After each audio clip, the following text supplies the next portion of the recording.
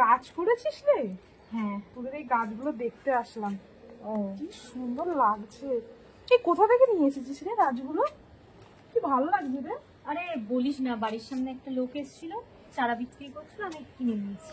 বাহ, বেশ ভালো লাগছে না? খুব ভালো লাগছে। অনেকগুলো তো গাছ করেছিস রে। হ্যাঁ। অনেকগুলো গাছ, হেবি লাগছে। ওই যে তোদের এই এখান থেকে তো শুনলাম, ওই মিনতির কাছ থেকে শুনেই তো আসলাম তোদের এই গাছগুলো দেখতে। দেখ কত বড় বড় গাদা হয়েছে। ওই যে আমাদের বাড়িতে কাজ করতে আসে না মিনতি, ও এসে বলছিল জানিস তো যে তোদের বাড়িতে নেই কত গাছ লাগিয়েছিস। দিয়ে কত বড় বড় গাদা হয়েছে দেখেছিস?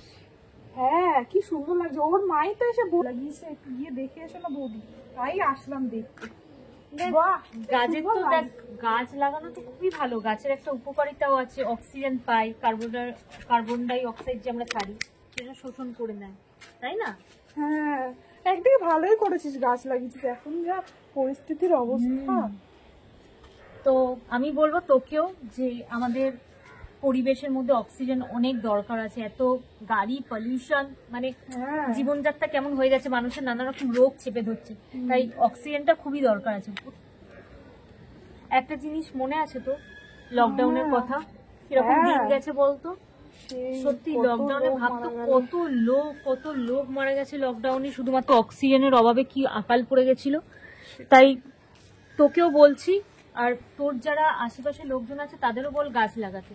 আর বন্ধুরা তোমাদেরকেও বলছি, আমি ওকেও বলেছি, ও লাগাবে, তোমাদেরও বলছি যে তোমরা পারলে অন্তত নিজেদের টবে হোক, বা এখন তো নানা রকম প্লাস্টিকের টব বেরিয়েছে, সেগুলোও তোমরা তোমাদের জানলাতেও তোমরা করতে পারো।